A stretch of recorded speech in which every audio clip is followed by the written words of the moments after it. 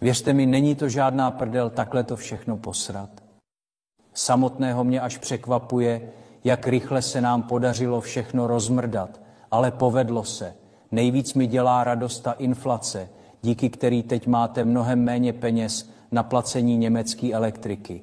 Ale taky to, že díky nám nebudete tak tlustí, protože je Nutella hodně drahá, že díky naší vládě nebude vaše životy ohrožovat kdejaká bába cukrovým. Koho by napadlo, když jsme vám lhali ve volbách, že lžeme tak moc, a to vám to Babiš říkal. Věřte mi, není to žádná prdel takhle to všechno posrat.